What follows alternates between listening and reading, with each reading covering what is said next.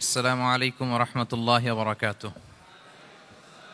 بسم الله والصلاة والسلام على رسول الله بعد. أعوذ بالله من الشيطان الرجيم. بسم الله الرحمن الرحيم. والتين والزيتون وطور سينين وهذا البلد الأمين لقد خلقنا الإنسان في أحسن تقويم. صدق الله العظيم. رب اشرح لي صدري ويسر لي أمري واحلل عقدة من لساني يفقه قولي. আমরা শুরুতে আল্লাহ রাব্বুল ইজ্জা ওয়াল জালালের দরবারে শুকরিয়া জ্ঞাপন করছি যে আল্লাহ তাআলা আমাদেরকে সাইয়্যিদুশ শুহুর 12 মাসের মধ্যে থেকে শ্রেষ্ঠতম মাস রমাদানুল মুবারাকে ইফতারির পূর্ব মুহূর্তে মহাবিশ্বের মহাবিশ্বয় মহাগ্রন্থ আল কোরআন আল কারীম থেকে সরাসরি কিছু কথা শুনবার জন্য একত্রিত হওয়ার সুযোগ করে দিয়েছেন। আমরা সবাই পড়ছি কালিমাতুশ শুকর আলহামদুলিল্লাহ। শুরুতেই সূরাতুত তিনের কয়েকটা আয়াত তেলাওয়াত করেছি। এটা কালামুল্লাহ মাজিদের 95 নম্বর সূরা। এই সূরাটা মক্কাতুল মুকাররমাতে নাজিল হয়েছে। এই সূরার আয়াত সংখ্যা 8টা। এই সূরার শুরুতে আল্লাহ তাআলা 4টা কসম করেছেন, ওয়াত-তিনি ওয়াজ-যাইতুনি ওয়া-তুরি সিনিনা ওয়া হাযাল বালাদিল আমিন। ওয়াত-তিন, তিনের কসম, ওয়াজ-যাইতুন, যাইতুনের কসম, ওয়া-তুরি সিনিন, সিনাই পর্বতের কসম, ওয়া হাযাল বালাদিল আমিন, আর এই নিরাপদ শহরের কসম। তো 4টা শপথ করেছেন বা আল্লাহ তাআলা কসম করেছেন। কসম দিয়ে আল্লাহ তাআলা কোরআনের অনেক সূরা শুরু করেছেন। যেমন একটা সূরায় আল্লাহ ফজরের সময়ের কসম করেছেন, আল্লাহ বলেছেন ওয়াল ফাজর। আল্লাহ আকাশের কসম করেছেন ওয়াস সামা ইযাতিল বুরুজ। আল্লাহ তাআলা সূর্যের কসম করেছেন ওয়াশ শামসি ওয়া দুহাহা। এভাবে আল্লাহ তাআলা তার সৃষ্টির অনেক কিছুর কসম করে গুরুত্বপূর্ণ কোনো মেসেজ বা বার্তা আমাদের সামনে হাজির করেন। তো এই সূরাতে আল্লাহ তাআলা 4টা জিনিসের কসম করে একটা খুবই গুরুত্বপূর্ণ বার্তা মানব মণ্ডলীর জন্য এই সূরাতে তিনি হাজির করেছেন। এই সূরাটা আমাদের অনেকেরই মুখস্থ আলহামদুলিল্লাহ, এবং আল্লাহ রাসূল সাল্লাল্লাহু আলাইহি ওয়াসাল্লাম প্রায় বিভিন্ন নামাজে এই সূরাটা তেলাওয়াত করতেন। বারা ইবনে আযিব রাদিয়াল্লাহু তাআলা আনহু উনি বর্ণনা করেন যে আমি একবার এশার সালাতে আল্লাহ রাসূল সাল্লাল্লাহু আলাইহি ওয়াসাল্লামের কণ্ঠে নামাজে সূরা 3 তিনি তেলাওয়াত করেছেন, আমি নিজ কানে শুনেছি। এবং ওনার কণ্ঠ যে এত মধুর ছিল, আমার জীবনে এত সুমধুর কণ্ঠের তেলাওয়াত আমি শুনি নাই। আল্লাহর হাবিব সাল্লাল্লাহু আলাইহি ওয়াসাল্লামের কোরআন তেলাওয়াতের যে কণ্ঠ এত সুমিষ্ট ছিল, এত চমৎকার ছিল, শুধু তেলাওয়াত শুনেই অনেকে শাহাদা পড়ে মুসলমান হয়েছে। আবু জাহেল মক্কায় নিষেধ করতো যে কেউ যাবা না মুহাম্মদের কাছে, সে পাগল, সে গণক, সে মিথ্যাবাদী, সে জাদুকর, সে স্বামী স্ত্রীর মধ্যে বিচ্ছিন্নতা নিয়ে আসে, সে বাবা ছেলেকে আলাদা করে দেয়, তার কাছেই যাবা না। আর সে যা বলে শুনবাই না, কানে আঙ্গুল দিয়ে রাখবা। তো মানুষকে যেটা নিষেধ করা হয় বেশি, মানুষের ওইটার ব্যাপারে আগ্রহ থাকে বেশি। সে যত নিষেধ করতো মানুষ আরো বেশি বেশি যে শুনতো। মানুষকে সে কি বারণ করবে, সে দিনের বেলা নিষেধ করতো, রাতে যে লুকিয়ে লুকিয়ে নিজেই তেলাওয়াত শুনতো। তাহলে চিন্তা করেন যে আল্লাহর হাবিব সাল্লাল্লাহু আলাইহি ওয়াসাল্লামের কোরআনিক রেসিটেশন কত চমৎকার মেলোডিয়াস ভয়েস হলে স্বয়ং আবু জাহাল রাত্রিবেলা লুকিয়ে লুকিয়ে কোরআন তেলাওয়াত শুনতে যেত আল্লাহর হাবিব সাল্লাল্লাহু আলাইহি ওয়াসাল্লামের কণ্ঠে। তো রাসূল সাল্লাল্লাহু আলাইহি ওয়াসাল্লাম সূরাতুত 3টা এশার সালাতে তিনি তেলাওয়াত করেছেন, এই মর্মে হাদিসে পাওয়া যায়। এবং এই সূরাটা একটা ফলের নামে সূরা। 3 একটা ফল, আরব বিশ্বে খুব বেশি হয় 3 ফল। আমরা বাংলাদেশে ডুমুর বলি, ইংরেজিতে ফিগ বলে, ফিগ ট্রি। তো ফলের নামে বেসিক্যালি আল্লাহ তাআলা এই সূরাটাকে, এই চ্যাপ্টারটাকে ডেডিকেট করেছেন। আমরা সূরাকে ইংরেজিতে চ্যাপ্টার বলি। কোরআনে 114টা চ্যাপ্টার, এর মধ্যে এই সূরাটা হচ্ছে ফলের নামে ডেডিকেটেড। বিভিন্ন নামে খুব ইনক্লুসিভ ওয়েতে আল্লাহ তাআলা কোরআনে সূরাগুলো দিয়েছেন। কোরআনে আপনি প্রাণীর নামে সূরা পাবেন, প্রাণী। মানুষের নামে সূরা পাবেন। মানুষের মধ্যে 3 ভাগ, মুমিন, তারপর কাফির, এরপর মুনাফিক। প্রত্যেকের নামে সূরা। সূরাতুল মুমিনুন আছে, সূরাতুল কাফিরুন আছে, আবার সূরাতুল মুনাফিকুন আছে। আমাদের দৃশ্য জগতের সবচেয়ে বড় প্রাণীটা হচ্ছে হাতি, তাই না? এই হাতির নামে একটা সূরা আছে। বলেন তো এই সূরার নাম কি? সূরা ফিল। তারপর আমরা যে দেখি আমাদের দৃশ্য জগতের সবচেয়ে ছোট প্রাণী হচ্ছে পিঁপড়া। পিঁপড়ার নামে একটা সূরা আছে, সূরা আন-নামল। আন-নামল মানে পিঁপড়ার সূরা। মাকড়সার নামে সূরা আছে, সূরাতুল আনকাবুত। তারপর গোষ্ঠীর নামে সূরা আছে, সূরাতুল আলে ইমরান। বংশের নামে সূরা আছে, সূরাতুল কুরাইশ, কুরাইশ বংশের নামে সূরা। এইভাবে খুব ইনক্লুসিভ ওয়েতে, এমন কিছু নাই যে আল্লাহ তাআলা উল্লেখ করেন নাই। মা ফাররাতনা ফিল কিতাবি মিন শাই, উল্লেখ করে নাই কোরআনে এমন কিছু নাই, সবকিছু আল্লাহ তাআলা উল্লেখ করেছেন। তো এই সূরাটা হচ্ছে একটা ফলের নামে। ফলটার নাম হচ্ছে 3 ফল। আল্লাহ তাআলা বলছেন ওয়াত-তিন, তিনের শপথ। আমি একবার সরল বঙ্গানুবাদ করি, এরপর আমি তাফসিরে ঢুকি। 3-এর শপথ, ওয়াজ-যাইতুন, যাইতুনের শপথ, ওয়াতুরি সিনিন, সিনাই পর্বতের শপথ, ওয়াহাদাল বালাদিল আমিন, এই নিরাপদ শহরের শপথ। লাকদ খলাকনাল ইনসানা ফি আহসানি তাকওয়িম, নিশ্চয় আমি মানুষকে খুব চমৎকার সুন্দর অবয়বে সৃষ্টি করেছি। সুম্মা রাদাদনাহু আসফালা সাফিলিন, এরপরে তাকে আবার নিচু থেকে নিচুর দিকে নামিয়ে দিয়েছি। ইল্লাল্লাযীনা আমানু ওয়া আমিলুস সলিহাত, তবে তারা ছাড়া যারা ঈমান এনেছে এবং সৎকর্ম করেছে। ফালাহুম আজরুন গায়রু মামনুন, তাদের জন্য আছে অফুরন্ত পুরস্কার। ফামা ইউকাযযিবুকা বা'দু বিদ্দিন, এগুলো জানার পরও কিসে তোমাকে দিন অস্বীকারের ব্যাপারে উদ্বুদ্ধ করলো? আলাইসাল্লাহু বিআহকামিল হাকিমিন, আল্লাহ তাআলা কি শ্রেষ্ঠ বিচারক নন? সাদাকাল্লাহুল আযীম। এই হচ্ছে এই সূরাটির সরল অনুবাদ। এবার আমরা তাফসিরে ঢুকি। প্রথমে আল্লাহ তাআলা বলেছেন ওয়াত্তিন, তিনের শপথ। তিন মানে তো আমরা জানলাম, তিন মানে ডুমুর। আল্লাহর হাবিব সাল্লাল্লাহু আলাইহি ওয়াসাল্লাম তিনি তিন ফল পছন্দ করতেন এবং এটা ডায়াবেটিক্সের জন্য ভালো, ডায়াবেটিক্স নিয়ন্ত্রণ করে। আমাদের বোনদের যাদের ইররেগুলার মেনস্ট্রুয়েশনাল পিরিয়ড হয়, এটার জন্য এটা খুব ভালো এবং খুব স্ট্রেংথ স্টেমিনা আনে শরীরে। এটা জান্নাতের একটা গাছ। আদম আলাইহিস সালাম এবং হাওয়া আলাইহিস সালামকে যখন আল্লাহ বলেছিল ওয়ালা তাকরাবা হাযিহিশ শাজারাতা ফাতাকুনা মিনায যালিমিন, হে আদম এবং হাওয়া, জান্নাতের সব জায়গায় যা যেতে মন চায় যাও, যা খেতে মন চায় খাও, এই নিষিদ্ধ গাছের কাছে যেও না, তাহলে তোমরা জালিম হয়ে যাবে। শয়তান এসে উল্টা বুঝালো, সে বলল তোমাদের খেতে নিষেধ করছে কেন জানো? আল্লাহ চায় না যে তোমরা জান্নাতে থাকো, আল্লাহ চায় এখান থেকে তোমাদের বের করে দিবে, কিন্তু তোমরা যদি এই গাছের ফল খাও আল্লাহ আর বের করতে পারবে না। দেখছেন শয়তানের অবস্থা? শয়তান কিন্তু নেগেটিভিটি নিয়ে সামনে আসে না, আসে খুব আপনার ওয়েল উইশার হিসেবে, উপদেশ নিয়ে খুব ভালো একটা পজিটিভ ওয়েতে আসে। তো ওনারা খেয়ে ফেললেন এই নিষিদ্ধ গাছের ফল। খাওয়ার ফলে আদম আলাইহিস সালাম, হাওয়া আলাইহিস সালাম, ওনাদের গা থেকে জান্নাতের পোশাকগুলো ঝরে পড়ে গেল। এখন কি দিয়ে ওনারা ওনাদের প্রাইভেটকে ঢাকবেন? তখন ওনারা তাফসির ফি জিলালিল কোরআনে এসেছে যে ওনারা এই তিন গাছের পাতা নিয়ে নিজেদের প্রাইভেট ঢেকেছিলেন। সুবহানাল্লাহ। সেই তিন ফলের কসম আল্লাহ করলেন, ওয়াত্তিন, তিনের শপথ। এরপর আল্লাহ তাআলা বললেন ওয়া জাইতুন, জাইতুনের শপথ। জাইতুন মানে হচ্ছে জলপাই। তো আল্লাহ তাআলা বললেন ওয়া জাইতুন, জাইতুনের শপথ। জাইতুন মানে হচ্ছে জলপাই, ইংরেজিতে আমরা যেটাকে অলিভস বলি। তো আল্লাহ তিনের কসম করলেন এবং অলিভের কসম করলেন। দুইটাই খুব উপকারী ফল এবং আল্লাহর হাবিব সাল্লাল্লাহু আলাইহি ওয়াসাল্লাম তিনি জলপাইও খুব পছন্দ করতেন।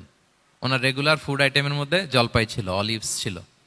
এটা পাহাড়ি এরিয়া, মরুভূমিতে হয় এবং রাসূল সাল্লাল্লাহু আলাইহি ওয়াসাল্লাম বলেছেন কুলু যাইত ওয়াদাহিনু ফাইন্নাহু মিন শাজারাতিন মুবারাকা, তোমরা অলিভ অয়েল এটা খেও এবং এটা গায়ে মালিশ করো, কেননা এটা বরকতময় একটা গাছের ফল, শাজারা মুবারাকা। এটা শরীরের ব্যাড কোলেস্টেরলকে কমিয়ে দেয়। দাড়িতে অ্যাপ্লাই করলে, চুলে অ্যাপ্লাই করলে সহজে পাকে না দাড়ি চুল, এবং স্কিনে অ্যাপ্লাই করলেও স্কিনের জন্য ভালো, স্কিনের জন্য বেশ ভালো। এটা যাদের সুযোগ হয় আপনারা দাড়িতে চুলে অ্যাপ্লাই করবেন, খাবেন। এটা খাওয়াও যায়। তাম্বুতু বিদ্দুহনি ওয়াসিবগিল লিল আখিলিন, কোরআনে এসেছে। এটা অয়েল হিসেবে ইউজ করে, আবার খাবার হিসেবেও ইউজ করা যায়। সালাদ ড্রেসিং এর ক্ষেত্রে কিন্তু অলিভ অয়েল আমরা ইউজ করি। ইদানিং পিজাতে খুব ইউজ করা হয় অলিভ, জলপাইটা। তো এটা আপনারা খেতে পারেন, এটা খুবই সুস্বাদু। এবং জলপাই গাছের মানে জাইতুন গাছের ডালের মেসোয়াক খুব ভালো হয়। আল্লাহর হাবিব সাল্লাল্লাহু আলাইহি ওয়াসাল্লাম জাইতুনের ডাল দিয়ে মেসোয়াক করতেন। তিনি বলতেন নি'মাস সিওয়াকিয়া জাইতুন, সবচেয়ে শ্রেষ্ঠ মেসোয়াক হচ্ছে জাইতুনের। মিনাশ শাজারাতিল মুবারাকা, কারণ এটা বরকতময় গাছের ডালা। এবং ফাইন্নাহু সিওয়াকি ওয়া সিওয়াকুল আম্বিয়া মিন ক্বাবলি, এই জাইতুনের ডাল দিয়ে আমিও যেমনি মেসোয়াক করি, আমার আগে যত নবী পৃথিবীতে এসেছে সবাই জাইতুনের ডাল দিয়ে মেসোয়াক করতো।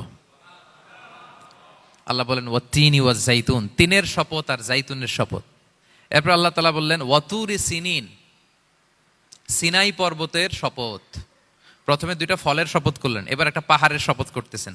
আপনারা কি তুর পাহাড়ের নাম শুনেছেন? হ্যাঁ শুনেছেন।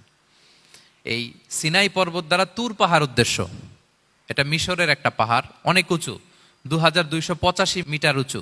ওইটার নিচে আছে মুকাদ্দাসে তুয়া, যেখানে মুসা আলাইহিস সালামকে আল্লাহ তাআলা জুতা খুলতে বলেছিলেন। ফাখলা না আলাইকা ইন্নাকা বিল ওয়াদিল মুকাদ্দাসি তুয়া, হে মুসা তুমি পবিত্র উপত্যকায় এসেছো, জুতা খুলো।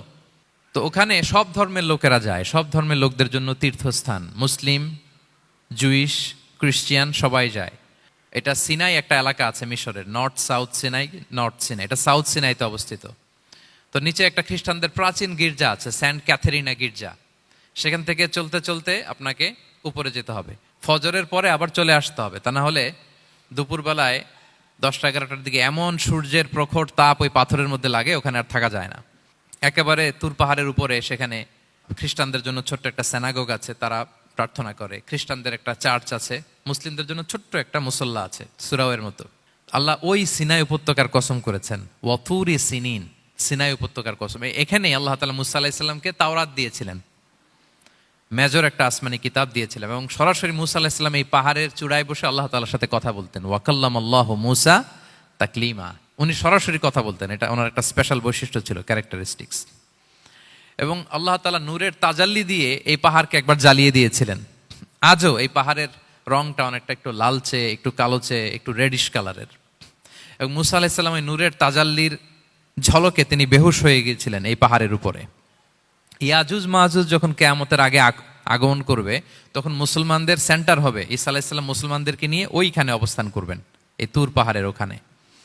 এবং আল্লাহর হাবিব সাল্লাল্লাহু আলাইহি ওয়াসাল্লামের মেরাজের রাতে ইসরার সময় একটা স্টেশন ছিল এই তুর পাহাড়। জিবরাইল আলাইহিস সালাম এই তুর পাহাড়ে আল্লাহর হাবিব সাল্লাল্লাহু আলাইহি ওয়াসাল্লামকে নামিয়ে বলেছিলেন যে এটা জাবাল মুসা, আপনার ভাই মুসার পাহাড়, আপনি এখানে 2 রাকাত নামাজ পড়েন, দোয়া করেন।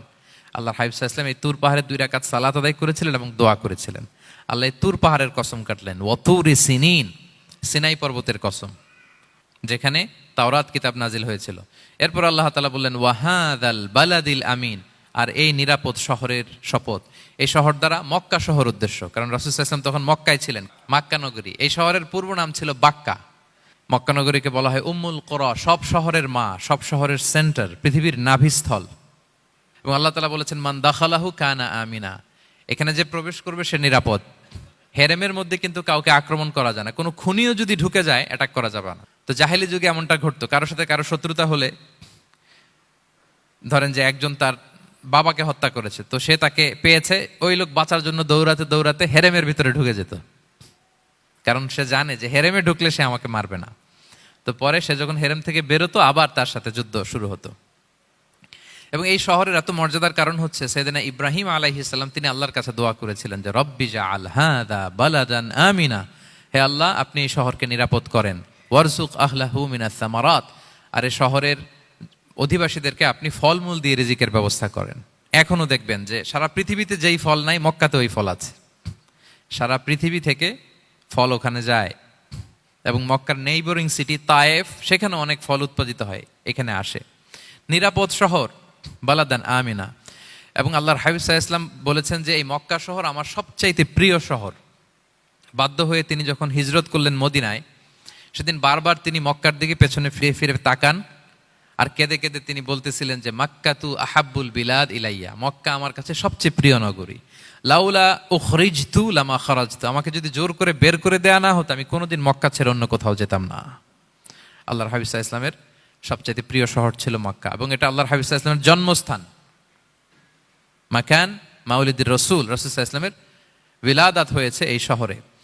এবং এই শহরকে আল্লাহ বলেছেন মাসাবাতান লিন্নাসি ওয়া আমনা, মানুষের মিলনস্থল, কেন্দ্রস্থল। সারা পৃথিবী থেকে মানুষ ওখানে যায়। আপনি যে রমাদানে যদি মক্কায় যান, আল্লাহু আকবার, লক্ষ লক্ষ উমরা পালনকারী সেখানে, ইউরোপ থেকে, আফ্রিকা থেকে, অস্ট্রেলিয়া থেকে, এশিয়া থেকে, সারা পৃথিবীর মানুষের মিলনস্থল। ওখানে গেলে আপনি দেখবেন মাসাবাতান লিন্নাসি ওয়া আমনা, নিরাপদ জায়গা এবং মানুষের মিলনস্থল এটা। এখানে এমন মসজিদ আল্লাহ রেখেছেন কাবা ঘরের চারদিকে, এটাকে বলা হয় মসজিদুল হারাম, যে মসজিদে 1 রাকাত সালাত পড়লে 1 লক্ষ রাকাতের সওয়াব হয়। আল্লাহর ঘরকে কেন্দ্র করে তাওয়াফের নির্দেশ দেওয়া হয়েছে, ওয়ালিয়াত তাওয়াফু বিল বাইতিল আতিক। পৃথিবীর কোনো ঘরকে তাওয়াফ করা যায় না, কোনো ঘরকে, এই একটা মাত্র ঘর যেটাকে এর চারদিকে এরকম তাওয়াফ করা যায়। তাহলে এই পবিত্র ঘর, পবিত্র মসজিদ যেই শহরে অবস্থিত, সেই শহরের কসম আল্লাহ করেছেন। আল্লাহ বললেন ওয়াহাদাল বালাদিল আমিন, এই নিরাপদ শহরের কসম, মানে মক্কা শহরের কসম। আমরা আপাত দৃষ্টিতে আমাদের কাছে মনে হচ্ছে 2টা ফলের কসম, একটা পাহাড়ের কসম, একটা নগরীর কসম। আসলে বেসিকলি আল্লাহ তাআলা এই 4টা শপথ দিয়ে 3 নবীর জন্মস্থান, 3 নবীর নবুয়তের কসম করেছেন। কিভাবে সেটা আমি মিলিয়ে দেই। এই যে প্রথমে যে আল্লাহ বলেছেন ওয়াত্তিনি ওয়া জাইতুন, 3 এবং জাইতুনের কসম। পৃথিবীতে সবচেয়ে বেশি 3 এবং জাইতুন কোথায় উৎপন্ন হয় জানেন? ফিলিস্তিনে। কোথায়? শাম দেশে, যেটা হাদিসের পরিভাষায় বলা হয় শাম, বর্তমান ফিলিস্তিন এবং সিরিয়া মিলে। 3 জাইতুন দিয়ে বেসিকলি আল্লাহ তাআলা ফিলিস্তিনের শপথ করেছেন, শাম দেশের শপথ, যেখানকার বেথলহামে ঈসা আলাইহিস সালাম, জেসাস ক্রাইস্ট, তিনি জন্মগ্রহণ করেছেন, ঈসা আলাইহিস সালামের জন্মস্থান। তাহলে 3 জাইতুনের শপথের মাধ্যমে মূলত আল্লাহ তাআলা ঈসা আলাইহিস সালামের জন্মস্থানের শপথ করেছেন, কারণ সেখান থেকে ওহী বিচ্ছুরিত হয়েছে, ওনার কাছে ইনজিল নাজিল হয়েছিল। এবং এই শামের মর্যাদার ব্যাপারে অনেক কথা আল্লাহর হাবিব সাল্লাল্লাহু আলাইহি ওয়াসাল্লাম তিনি বলেছেন। আল্লাহ রাসূল সাল্লাল্লাহু আলাইহি ওয়াসাল্লাম যখন মেরাজে যান, তখন মক্কা থেকে এই শাম দেশে ফিলিস্তিনের বাইতুল মাকদাসে রাসূল সাল্লাল্লাহু আলাইহি ওয়াসাল্লামকে নিয়ে যাওয়া হয়েছিল। এবং রাসূল সাল্লাল্লাহু আলাইহি ওয়াসাল্লাম প্রায় বলতেন, তুবা আলী শাম, শামের জন্য বরকত, কেননা ফেরেশতারা তাদের রহমতের পাখা শাম দেশের উপর বিছিয়ে রেখেছে। এবং তিনি বলতেন, ফিতনার সময় আলাইকুম বিশাম, তোমরা শামে যেও, শামে থেকো। এবং তিনি দোয়া করেছেন, আল্লাহুম্মা বারিক লানা ফি শামিনা, আল্লাহ তুমি আমার শাম অঞ্চলে আল্লাহ তুমি বরকত দিও। এবং হাদিসে এসেছে এই শামই হচ্ছে আরদুল মাহশার, এখানেই হাসর হবে। শাম অঞ্চলকে বিস্তীর্ণ করে এখানেই ময়দানুল মাহশার আল্লাহ তাআলা কায়েম করবেন, হাসরের ময়দান এখানেই হবে। এবং সেখানেই হচ্ছে সানিউল কিবলাতাইন, আমাদের আগের কেবলা কিন্তু বাইতুল মাকদাসের দিকে ছিল, যেটা শামে অবস্থিত, ফিলিস্তিনে বাইতুল মুকাদ্দাস, যেই মসজিদে নামাজ পড়লে 1 রাকাতে 500 রাকাতের সওয়াব। 3টা মসজিদে সালাত পড়লে স্পেশাল ভার্চুর কথা আছে, এর বাইরে আর অন্য মসজিদের বিশেষ কোনো ফজিলত নাই, বাকি সব মসজিদ সমান। এক হচ্ছে মসজিদুল হারাম, 1 রাকাতে 1 লক্ষ রাকাত। 2 নম্বর মসজিদে নববী, 1 রাকাতে 1000 রাকাতের সওয়াব। আর একটা দুর্বল বর্ণনায় 50,000 রাকাতের সওয়াব। 3 নম্বরে এই মসজিদুল আকসা, 1 রাকাতে 500 রাকাতের সওয়াব। এই 3 মসজিদেই যেন আমরা যে সালাত আদায় করতে পারি, আল্লাহ তুমি তৌফিক দান করো। 2 মসজিদে তো একেবারেই সহজ যাওয়া, মক্কা মদিনাতে। বাইতুল মাকদাসের জন্য আমরা যেতে পারি, আল্লাহ তুমি সেই পরিস্থিতি আমাদের জন্য তৈরি করে দাও। তো এই বাইতুল মাকদাসের দিকে রাসূল সাল্লাল্লাহু আলাইহি ওয়াসাল্লাম টানা 14 বছর নামাজ পড়েছেন। 14 বছর। প্রথম 13 বছর কোনো সমস্যা হয়নি মক্কায়, কারণ তখন কেবলা বাইতুল মুকাদ্দাস থাকলেও রাসূল সাল্লাল্লাহু আলাইহি ওয়াসাল্লাম সামনে রাখতেন কাবাকে। কেবলা বাইতুল মুকাদ্দাস, কিন্তু তিনি তো মক্কায় ছিলেন নবুয়তির প্রথম 13 বছর, সামনে কাবাকে রাখতেন, তারপরে টু দ্য ডাইরেকশন অফ বাইতুল মুকাদ্দাস। কিন্তু যখন মদিনায় গেলেন তখন তো আর কাবা নাই, তখন রাসূল সাল্লাল্লাহু আলাইহি ওয়াসাল্লাম কাবাকে মিস করতে আরম্ভ করলেন। আর প্রায় আল্লাহর কাছে কামনা করতেন, আমার বংশের গোড়া ইব্রাহিম আলাইহিস সালামের রুট যেখানে, আমার জন্মস্থান, সেই কাবার দিকে যদি আবার কেবলাটা ফিরিয়ে দেয়া হতো। কদ নারা তাকাল্লুবা ওয়াজহিকা ফিস সামা ফালানুওয়াল্লিয়ান্নাকা কিবলাতান তারদাহা। আল্লাহ আয়াত নাযিল করলেন, নবী আপনি আকাশের দিকে তাকিয়ে কি ভাবেন আমি বুঝি, আপনি চান কেবলা যেন আমি মক্কার দিকে ঘুরিয়ে দেই। আল্লাহ তাআলা ঘুরিয়ে দিলেন। আল্লাহ বলেন, ফাওয়াল্লি ওয়াজহাকা শাতরাল মসজিদিল হারাম, এখন থেকে মসজিদুল হারামের দিকে আপনি টু দ্য ডাইরেকশন অফ কেবলা নামাজ পড়বেন। কেবলা চেঞ্জ হয়ে গেল। তো মদিনায় যে 16-17 মাস, আর মক্কায় 13 বছর, মোট 14 বছর আল্লাহর হাবিব সাল্লাল্লাহু আলাইহি ওয়াসাল্লাম এই মসজিদুল আকসার দিকেই হয়েই তিনি নামাজ পড়েছেন। এটা আমাদের আগের কেবলা ছিল। এবং শেষে কিয়ামতের আগে যে মালহামার যুদ্ধ হবে, তখন রাসূল সাল্লাল্লাহু আলাইহি ওয়াসাল্লাম বলেছেন, মালহামার যুদ্ধের সময় মুসলমানদের ফুস্তাদ বা তাবু হবে, শিবির হবে এই ফিলিস্তিনের দামেস্কের পাশে আল গৌতা নামে এক জায়গা আছে, ওই গৌতাতে। এবং ঈসা আলাইহিস সালাম এসে যে দাজ্জালকে হত্যা করবেন, সেটাও এই শামে। ফিলিস্তিনের বাবুল লুদ এখনো একটা জায়গা আছে, ওই জায়গাটার নাম এখনো বাবুল লুদ, ওখানে তিনি দাজ্জালকে হত্যা করবেন। এবং সেখানে একটা সাদা মিনারা আছে, ফেরেশতার পাখায় ভর করে ঈসা আলাইহিস সালাম তখন সেখানে নেমে আসবেন। ওই ফিলিস্তিনের ওই শাম দেশের ওই মিনারার পাশে তিনি এসে পৃথিবীতে তিনি নুজুল করবেন, নুজুল ঈসা আলাইহিস সালাম।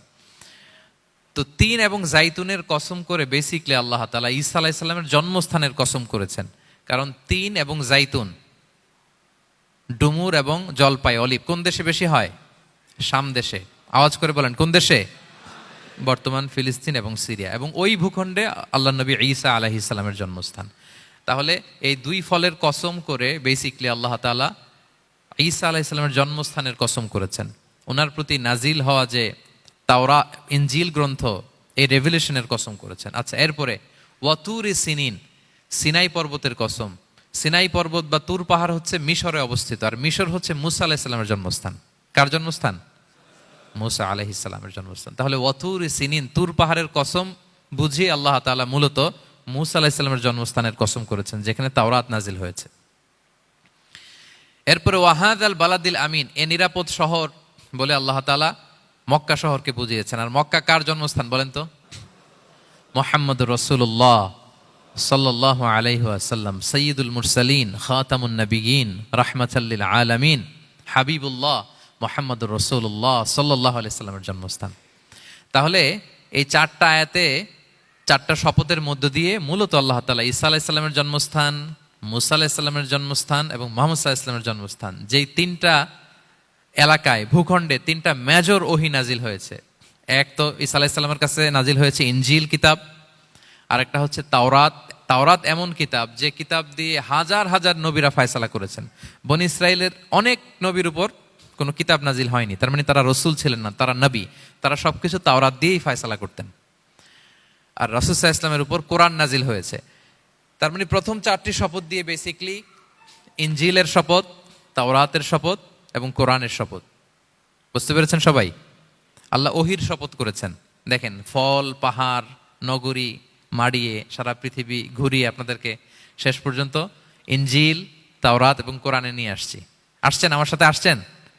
হ্যাঁ, এই রেভেলেশনের শপথ আল্লাহ করেছেন। তাহলে ওয়াত্তিনি ওয়াজাইতুনি ওয়াতুরি সিনিনা ওয়া হাযাল বালাদিল আমিন, এই চার আয়াতে চারটা শপথের মধ্য দিয়ে মূলত আল্লাহ তাআলা আসমান থেকে নাজিল হওয়া যে ওহী, এই ওহির শপথ অথবা ওহী যেই ভূখণ্ডে নাজিল হয়েছে সেই ভূখণ্ডগুলোর শপথ করে আল্লাহ একটা গুরুত্বপূর্ণ কথা বলবেন। সেটা কি? আল্লাহ তাআলা বললেন, লাকাদ খালাকনাল ইনসানা ফি আহসানি তাকওয়িম, আর আমি মানুষকে অত্যন্ত চমৎকার অবয়বে সৃষ্টি করেছি, চমৎকার গঠনে, চমৎকার স্ট্রাকচারের ডিজাইনে সৃষ্টি করেছি।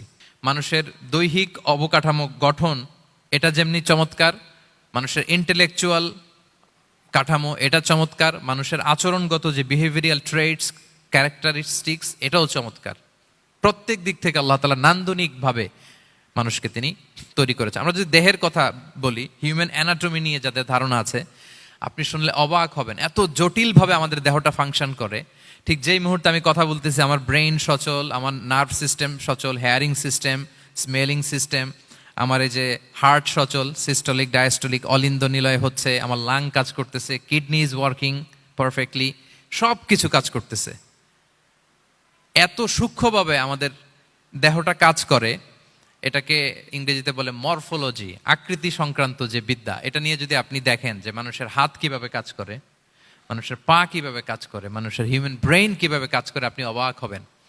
এবং আল্লাহর যে সেট আপ, লাকাদ খালাকনাল ইনসানা ফি আহসানি তাকওয়িম, নিশ্চয় আমি মানব জাতিকে চমৎকার অবয়বে তৈরি করেছি। আপনি যদি অবয়বটা দেখেন, আমাদের স্ট্রাকচার এর চেয়ে সুন্দর করে আর তৈরি করা যেত না, এর চেয়ে সুন্দর আর হতে পারে না। যেখানে যা দেয়ার, মাথার চুল থেকে পায়ের নখ পর্যন্ত, আপনি একটা ডিজাইনে, স্ট্রাকচারে, সেট আপে আপনি ভুল ধরতে পারবেন না। যেখানে যেটা দরকার, আপনি একটু খেয়াল করে দেখেন যে এই যে আমাদের চোখ,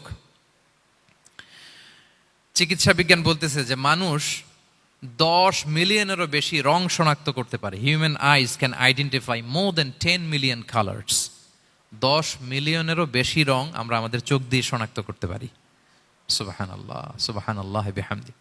আচ্ছা, চোখের সেট আপটা একটু যদি খেয়াল করেন, দেখেন আমার এই চোখ এখানে না থাকে, এটা যদি জাস্ট 2 ইঞ্চি উপরে এখানে হইতো, এইটা যদি কপালে যদি আমাদের চোখ হইতো, কি অবস্থা হইতো বলেন তো? সিজদা দিতে পারতেন আল্লাহকে? বলেন, দিতে পারতেন? আচ্ছা, আমরা কিছু খাওয়ার সময় আমরা কি করি? ওইটা ভালো আছে কিনা, পচে গেল কিনা, স্মেলটা আগে দেখি, তারপরে খাই। দেখেন কত চমৎকার সেট আপ। একটু খেয়াল করেন, এই নাকের সেট আপ যদি এইখানে না থাকে, আমাদের নাক যদি পেছনে থাকতো, খাওয়ার সময় খাবারটা বাসি কিনা, ভালো আছে কিনা কি করতেন? লাকাদ খালাকনাল ইনসানা ফি আহসানি তাকওয়িম। আচ্ছা দেখেন, এই যে আমরা কান দিয়ে শুনি, এই যে কান পেঁচানো, মনে করেন না যে এমনি এমনি পেঁচানো, এই পেঁচানো, এটাই পথ না থাকলে আমরা শুনতেই পেতাম না। এটা এমনভাবে সেট আপ করা, এটাই ইথারে ভাষা তরঙ্গকে এয়ার ড্রামের ভেতরে সুন্দরভাবে ইনপুট করে, নাহলে আমরা শুনতে পেতাম না। আপনার এই কান কেটে ফেলে দিলে আপনি শুনতে পারবেন না। এটা এইভাবেই যেতে হবে, সুরঙ্গটা এইভাবে তৈরি হইতে হবে। আচ্ছা দেখেন, আপনার কান, এই কান যদি এইখানে না থেকে আপনার ডান বগলের নিচে হইতো, বাম কান যদি বাম বগলের নিচে হইতো, তাহলে কি হইতো বলেন? আজকে আমার ওয়াজ কিভাবে শুনতেন বলেন দেখি? কিভাবে শুনতেন? বুদ্ধি আছে বলে যে হুজুর এইভাবে শুনতাম। সুবহানাল্লাহ, সুবহানাল্লাহ। লাকাদ খালাকনাল ইনসানা ফি আহসানি তাকওয়িম, আমি মানুষকে সবচেয়ে সুন্দর সর্বোত্তম গঠনে তৈরি করেছি।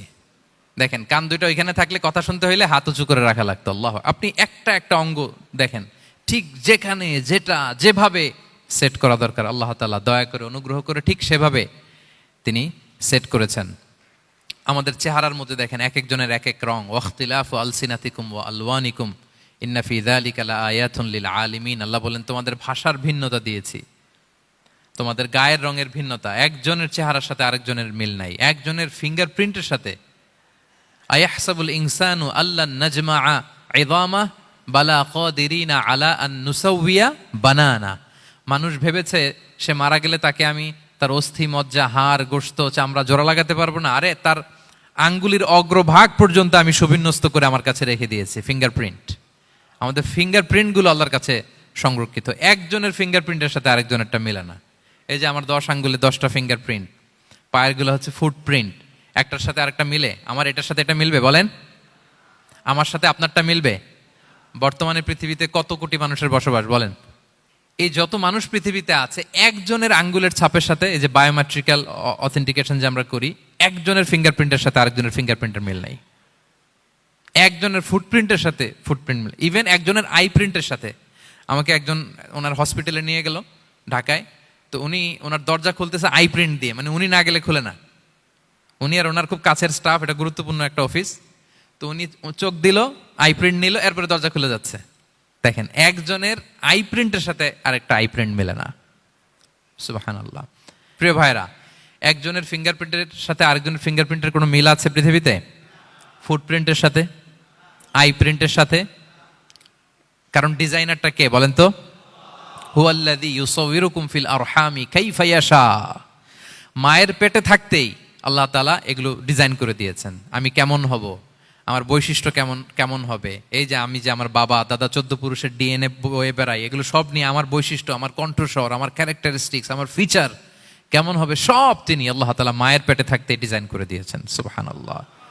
আল্লাহ বলছেন লাকাদ খালাকনাল ইনসানা ফি আহসানি তাকওয়িম। প্রিয় ভাইরা, কসম করার পরে আল্লাহ যে কথাটা বলেন, এটা অনেক গুরুত্বপূর্ণ, খুবই গুরুত্বপূর্ণ বার্তা। আল্লাহ চারটা কসম করে, তিনটা নবীর জন্মস্থানের শপথ করে তিনি বললেন লাকাদ খালাকনাল ইনসানা ফি আহসানি তাকওয়িম। নিশ্চয় আমি অত্যন্ত চমৎকার আকৃতিতে মানুষকে তৈরি করেছি। মানুষের গঠন এরকম, মাথা থেকে পা পর্যন্ত। আমি তো দু একটার কথা বললাম, চোখ, নাক, কান। আপনি একটা একটা করে যদি ধরেন, আমাদের হেয়ারিং সিস্টেম কিভাবে কাজ করে, হেয়ারিং নার্ভ কিভাবে কাজ করে, আমাদের সেন্সেশন কিভাবে কাজ করে, আমাদের ব্রেন কিভাবে কাজ করে। আমাদের এক একজনের ব্রেন 1.5 কেজি ওজন, 3 পাউন্ডের মতো একটা সুস্থ মানুষের অ্যাভারেজ ব্রেনের ওজন। এই ব্রেনের মেমোরি হচ্ছে 2.5 মিলিয়ন গিগাবাইট। আপনার মোবাইলে স্পেস কত বলেন, মেমোরি কত? হ্যাঁ, 512 জিবি। আর আমার আর আপনার ব্রেইনের যে মেমোরি, এই মেমোরি হচ্ছে 2.5 মিলিয়ন গিগাবাইটস। আল্লাহ, এই যে প্রতি মুহূর্তে আমাদের নিউরন কানেক্টিভিটি হচ্ছে, ব্রেনের স্নায়ুগুলোর যত কানেক্টিভিটি হয়, যত আমরা চিন্তা করে ব্রেনকে খাটাই, নতুন নতুন জিনিস আমরা তৈরি করতে পারি। এবং এমনভাবে আল্লাহ তাআলা এমন সফিস্টিকেটেড ব্রেইন আল্লাহ মানুষকে দিয়েছে, মানুষ পারে না এমন কিছু নাই। মানুষ যা কল্পনা করতে পারে, মানুষ তা করে দেখাতে পারে। এজন্য আমাদের কল্পনার জানালাটাকে বড় করতে হবে। আই রিপিট, মানুষ যা কল্পনা করতে পারে, ইমাজিন করতে পারে, সেটা মানুষ করে দেখাতে পারে। ওই ক্যাপাসিটি দিয়ে আল্লাহ তাআলা মানুষকে তৈরি করেছেন। সুবহানাল্লাহ, সুবহানাল্লাহ। লাকাদ খালাকনাল ইনসানা ফি আহসানি তাকওয়িম। এই ব্রেনকে খাটিয়ে মানুষের কত ইনভেনশন, কত ডিসকভারি, মানুষ সভ্যতার পর সভ্যতা বিনির্মাণ করেছে। চোখ ধাঁধানো মানুষের আবিষ্কার, তাক লাগিয়ে দিয়েছে গোটা বিশ্বে একটার পর একটা করে। আল্লাহ এমনভাবে মানুষকে তিনি তৈরি করেছেন। লাকাদ খালাকনাল ইনসানা ফি আহসানি তাকওয়িম। চমৎকার অবয়বে, তার দৈহিক অবয়ব যেমনি সুন্দর, তার বুদ্ধিগত, তার চিন্তাগত, তার ইন্টেলেক্ট, এটাও তেমন সুন্দর, এটাও তেমন চমৎকার। পৃথিবীর কোনো প্রাণীকে আল্লাহ তাআলা এরকম হিউম্যান ব্রেনের মতো এরকম সফিস্টিকেটেড ব্রেন দিয়ে, ইন্টেলেক্ট দিয়ে তৈরি করেনি। এজন্য সব প্রাণী থেকে মানুষ আলাদা। সব প্রাণী থেকে মানুষের চিন্তা, বিবেক, বুদ্ধি এগুলো আলাদা। তাহলে দেখেন, মানুষের শ্রেষ্ঠত্ব মূলত এগুলোর দ্বারা। মানুষ যদি তার চিন্তা, বিবেক, বুদ্ধি খাটায়, সে শ্রেষ্ঠ হয়ে যায়। আমি একটা কথা প্রায় বলি যে মানুষ যদি ভালো হয়, সে ফেরেশতার চেয়েও ভালো। আর মানুষ যদি খারাপ হয়, সে পশুর চেয়েও নিকৃষ্ট। আল্লাহ বলেন উলাইকা কাল আনআমি বাল হুম আদাল লাহুম কুলুবুল লা ইয়াফকাহুনা বিহা ওয়া লাহুম আ'য়ুনুল লা ইউবসিরুনা বিহা ওয়া লাহুম আযানুল লা ইয়াসমাউনা বিহা উলাইকা কাল আনআমি বাল হুম আদাল। তাদের হৃদয় আছে, ওটা দিয়ে অনুধাবন করে না সত্যকে। চোখ আছে, ওটা দিয়ে সে সত্যটা দেখে না। কান আছে, হকের কথা শোনে না। উলাইকা কাল আনআম, আল্লাহ বলেন তারা প্রাণীর মতো, চতুষ্পদ জন্তুর ন্যায়। শুধু অতটুকুই না, বাল হুম আদাল, তারা তার চেয়েও নিকৃষ্ট, তার চেয়েও নিকৃষ্ট। তাহলে মানুষ ভালো হলে সে ফেরেশতাকে ছাড়িয়ে যায়, আর মানুষ নিকৃষ্ট হলে সে পশুত্বকে হার মানায়। কথা বুঝতে পেরেছেন? মানে আমরা ভালো হলে সবচেয়ে ভালো, খারাপ হলে সবচেয়ে খারাপ। একটা পশু আর একটা পশুকে হত্যা করে কেটে 20 টুকরা করছে, এরকম কোন নিউজে আসছে কোনোদিন? কিন্তু আশরাফুল মাখলুকাত মানুষ তার মতো রক্তে মাংসে গড়া আরেকটা মানুষকে নির্মমভাবে হত্যা করে কেটে 20 টুকরা করে বস্তাবন্দি করে ডোবার মধ্যে ফেলে রাখছে। এরকম নিউজ আছে না বলেন? আছে। মানুষ তার মতো একটা মানুষকে নির্মমভাবে হত্যা করে। এরকমও তো আছে যে কেরোসিন দিয়ে তার মতো আরেকটা মানুষকে সে জ্বালিয়ে দিয়েছে, আছে না নাই বলেন? গ্রামের পর গ্রাম জ্বালিয়ে দেয়, জনপদের পর জনপদ ধ্বংস করে দেয়, বোমা মেরে শহর উড়িয়ে দেয়। লিটল বয় মেরেছিল আমেরিকান সোলজাররা জাপানের হিরোশিমা শহরের উপর। আমি হিরোশিমা তো গত বছর ভিজিট করে আসলাম, আমি নিজে দেখে এসেছি যে এখানে বোমটা মেরেছে। মুহূর্তের মধ্যে পুরো শহর ভ্যানিশ, এমন রেডিয়েশন। তো যেই আমেরিকান পাইলট বোমা মারতেছে সেও মানুষ, সেও কি? আর যাদেরকে ধ্বংসের জন্য এই লিটল বয় মারলো হিরোশিমাতে আর ফ্যাটম্যান মারলো নাগাসাকিতে, এরাও কি? তাহলে দেখেন, মানুষ তার মতো আরেকটা মানুষকে এরকম মেরে টুকরো টুকরো কুচি কুচি করতে সে দ্বিধাবোধ করে না। আল্লাহ, মানুষ গণহত্যা চালায়, জেনোসাইড। এই যে আমাদের বাংলাদেশে তো কিছুদিন আগে হলো গণহত্যা, হেলিকপ্টার থেকে গুলি করে বাচ্চা মেরে ফেলতেছে। কার বাচ্চা, কার কলিজার টুকরা সন্তান, ডোন্ট কেয়ার। জনগণের টাকায়, ট্যাক্সের টাকায় কেনা বুলেট, হেলিকপ্টার দিয়ে জনগণকে, ছাত্রদেরকে হত্যা করা হয়েছে। দেখেন, সেও মানুষ। যারা হত্যা করতেছে, গণহত্যা, জেনোসাইড চালিয়েছে, তারাও মানুষ। তাহলে মানুষ যদি খারাপ হয়, মানুষের চেয়ে খারাপ আর কেউ হয়? আর মানুষ ভালো হলে মানুষের চেয়ে ভালো কেউ হতে পারে? মানুষ এমন জায়গায় যেতে পারে যেখানে ফেরেশতারাও যেতে পারে না। জিবরাইল ইসলামের যাওয়ার সীমানা যেখানে শেষ, মুহাম্মদ সাল্লাল্লাহু আলাইহি ওয়াসাল্লামের ঊর্ধ্ব জগতের কাহিনী সেখান থেকে শুরু। আল্লাহু আকবার। তাহলে মানুষ ভালো হলে ফেরেশতাকে ছাড়ায়, মানুষ খারাপ হলে পশুত্বকে হার মানায়। So the decision is yours. রাস্তা দুইটা, আপনি কোন দিকে যাবেন? আপনি কি ডান দিকে জান্নাতের পথে যাবেন নাকি বাঁ দিকে জাহান্নামের পথে যাবেন? সিদ্ধান্ত আপনার। আল্লাহ তাআলা বললেন, লাকাদ খালাকনাল ইনসানা ফি আহসানি তাকওয়িম। আমি মানুষকে চমৎকার আকৃতিতে তৈরি করেছি। হাতের মেকানিজম কি, পায়ের মেকানিজম কি, আমার চেয়ে আপনারাও ভালো জানেন। এগুলো ঘন্টার পর ঘন্টা আপনি বলতে পারবেন যে কেমন ভাবে আল্লাহ তাআলা তৈরি করেছেন। আল্লাহ বলেন, মানুষকে আমি অত্যন্ত চমৎকার আকৃতি দিয়ে তৈরি করেছি। তার সৃষ্টিগত কাঠামো, তার বুদ্ধিবৃত্তিক কাঠামো, তার চিন্তাগত কাঠামো, তার আচরণগত কাঠামো, তার নৈতিকতায় তাকে এমন উচ্চ মর্যাদার আসন আমি দিয়েছি, এটা যদি সে অ্যাচিভ করে, বিলং করে, তাহলে তার চেয়ে শ্রেষ্ঠ কেউ আর হতে পারে। কিন্তু আল্লাহর দেয়া এই ক্যাপাসিটিগুলো, এই নেয়ামাগুলো যদি সে অ্যাকসেপ্ট না করে, সে যদি পশুত্বের পথে হাঁটে, সে যদি শয়তানের দেখানো পথে হাঁটে, তাহলে সে এত নিচে যাবে, অন্য কেউ আর এত নিচে যেতে পারে না। মানুষ যত নিচে যেতে পারে, ফেরেশতারাও অত নিচে যেতে পারবে না, জিন জাতীয় পারবে না, কোনো প্রাণীর পক্ষে যাওয়া সম্ভব না। তাহলে মানুষকে আল্লাহ তাআলা এমন সফিস্টিকেটেড ওয়েতে তৈরি করেছেন, চাইলে সে সবার উপরে যেতে পারে। আবার চাইলে আল্লাহর দেয়া নেয়ামতগুলোকে যদি সে ভিন্ন খাতে প্রবাহিত করে, সে সবচেয়ে নিকৃষ্ট হতে পারে। সেটাই আল্লাহ বললেন, সুম্মা রাদাদনাহু আসফালা সাফিলিন। এরপরে তাকে আমি হীন থেকে হীনতর করেছি, নিচ থেকে আরো নিচে নিয়েছি। সে যখন ঈমান আনে না, সে যখন সৎকর্ম করে না, সে যখন আল্লাহর শেখানো, আল্লাহর দেখানো রাস্তায় সে চলে না, সে যখন তার নফসের কথা শুনে, সে যখন তার প্রবৃত্তির গোলাম সাজে, সে সবচেয়ে নিকৃষ্ট হয়। আসফালা সাফিলিন মানে একেবারে নিচে, এর নিচে আর নাই। আল্লাহ বলেছেন, ইন্নাল মুনাফিকিনা ফিদ দারকিল আসফালি মিনান নার। সেখানে আল্লাহ আসফাল বলেছেন। মুনাফিকরা জাহান্নামের একেবারে তলদেশে থাকবে। তাই মানুষ যদি ঈমান আর সৎকর্মের বলে বলিয়ান না হয়, সে এত খারাপ হয়, কেউ এত নিচে যেতে পারে না। বলেন, মানুষ যত নিচে যেতে পারে, জিন তত নিচে যেতে পারবে? ফেরেশতারা পারবে না। আর মানুষ যত উপরে যেতে পারে, ফেরেশতারা এত উপরে যেতে পারবে না। সো দুইটারই সুযোগ আপনার আছে। সুম্মা রাদাদনাহু আসফালা সাফিলিনের দুইটা ব্যাখ্যা। কোন কোন মুফাসসির বলেছেন, যৌবনের পর, যৌবনে থাকে শক্তিশালী, বার্ধক্যের সময় যখন সে নুয়ে যায়, ছোট হয়, সে একেবারে দুর্বল হয়ে যায়, সেটা বোঝানো হয়েছে। আর অন্যান্য মুফাসসিরিন একরাম বলেছেন, না, আল্লাহর দেওয়া এই নেয়মা, ক্যাপাসিটি যখন সে সঠিক পথে কাজে লাগায় না, সে যখন প্রবৃত্তির অনুসরণ করে, সে তখন এত খারাপ হয়, এত নিচ থেকে নিচুতর হয়, এত হীন থেকে হীনতর হয়, তার চেয়ে হীনতর আর কেউ তখন হতে পারে না। সেখান থেকে বাঁচার দুটি রাস্তা আল্লাহ বলেছে। আল্লাহ বলছেন, ইল্লাল্লাযীনা আমানু ওয়া আমিলুস সলিহাত। তবে যারা ঈমান আনে এবং সৎকর্ম করে তারা ছাড়া। তারা ওই নিচু থেকে নিচুতর নয়, তারা শ্রেষ্ঠতর। ঈমান এবং সৎকর্ম, ঈমান এবং আমলে সালেহাত। কোরআনের অনেক জায়গায় আপনি আয়াতটা পাবেন, ইন্নাল্লাযীনা আমানু ওয়া আমিলুস সলিহাতি কানাত লাহুম জান্নাতুল ফিরদাউসি নুজুলা। নিশ্চয়ই যারা ঈমান এনেছে, সৎকর্ম করেছে, তাদের জন্য আমি জান্নাতে ফেরদাউস রেখে দিয়েছি। তা আল্লাহ বলেন তারা নিকৃষ্ট হবে না যারা ঈমান এনেছে, সৎকর্ম করেছে। যারা কি এনেছে? ঈমান। আর কি করেছে? সৎকর্ম করেছে। ইল্লাল্লাযীনা আমানু, যারা ঈমান এনেছে, সৎকর্ম করেছে, ফালাহুম আজরুন গায়রু মামনুন, তাদের জন্য রয়েছে অফুরন্ত পুরস্কার, মানে জান্নাত। তাদের জন্য কি? ওই জান্নাতে যেতে আমরা চাই কি চাই না বলেন? রাস্তা কয়টা? এটা চলে গেছে ডান দিকে, এটার গন্তব্য হচ্ছে ডেস্টিনেশন জান্নাতুল ফেরদাউস। আর এটা শয়তানের পথ, এটা আপনার প্রবৃত্তির দেখানো পথ, এটা চলে গিয়েছে জাহান্নামে। So now the decision is years. আপনার ডিসিশন, কোন দিকে যাবেন, ডানে না বায়ে?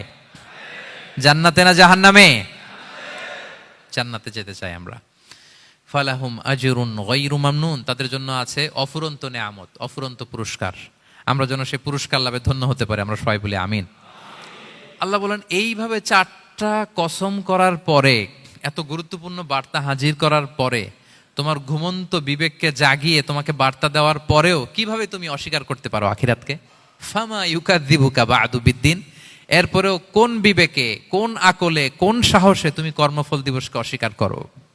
কোন সাহসে? এখানে দিন দ্বারা উদ্দেশ্য কর্মফল। ভালো করলে যে ভালো পাবে, খারাপ করলে যে খারাপ পাবে। দিনের অনেক অর্থ, এটার তাফসিরে গেলে সময় কুলাবে না। ফামা ইউকাযযিবুকা বা'দু বিদ্দিন, এরপরেও কর্মফলকে অস্বীকার করার সাহস তুমি কোত্থেকে পাও? কিসে তোমাকে উদ্বুদ্ধ করে কর্মফল দিবসকে অস্বীকার করতে? আলাইসাল্লাহু বিআহকামিল হাকিমিন, আল্লাহ তাআলা কি শ্রেষ্ঠ বিচারক নন?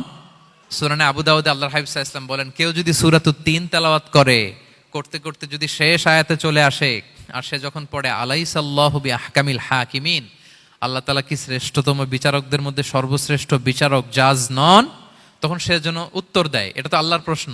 আলাইসাল্লাহু বিআহকামিল হাকিমিন, আল্লাহ আমাদেরকে প্রশ্ন ছুড়ে দিয়েছেন যে আল্লাহ তাআলা কি শ্রেষ্ঠ বিচারক নন? তখন যে তেলাওয়াত করে সে যেন বলে বালা বালা ওয়া আনা আলা যালিকা মিনাশ শাহিদিন। বালা মানে অবশ্যই, হ্যাঁ আল্লাহ অবশ্যই আপনি শ্রেষ্ঠ বিচারক, আর আপনি যে শ্রেষ্ঠতম বিচারক এই সাক্ষী আমি দিচ্ছি, এই ঘোষণা আমি দিচ্ছি। পড়েন সুবহানাল্লাহ। আপনি দেখবেন মসজিদুল হারামে, হারামাল মাক্কিতে যখন তেলাওয়াত করে ইমাম সাহেবরা, এই আয়াতের পরেই যদি রুকুতে যায়, দেখবেন ফিসফিস করে বলে যে বালা বালা ওয়া আনা আলা যালিকা মিনাশ শাহিদিন। আমি নিজে শুনেছি, দেখবেন ওনার এটা পরে, কারণ আল্লাহ এখানে প্রশ্ন ছুড়ে দিয়েছেন। আর উত্তর হিসেবে বলতে হবে বালা ওয়া আনা আলা যালিকা মিনাশ শাহিদিন, আল্লাহ অবশ্যই আপনি শ্রেষ্ঠ বিচারক। আল্লাহর চাইতে শ্রেষ্ঠ বিচারক আর হতে পারে? আমরা কত লাকি যে আল্লাহর আহকামুল হাকিমিন হিসেবে বিচারক পেয়েছি। হ্যাঁ, আমাদের বিচার যদি অন্য কেউ করতো, নিজেরা যদি নিজেদের, আল্লাহ যদি বলতো তোরটা বিচার তুই কর আর তোরটা তুই কর, কি অবস্থা হইতো বলেন? যার সাথে যার শত্রুতা আছে ওইখানে দেখাই দিত। কিন্তু আমরা বিচারক হিসেবে পেয়েছি কাকে? আল্লাহ কি পার্সিয়ালিটি করবে বিচারে?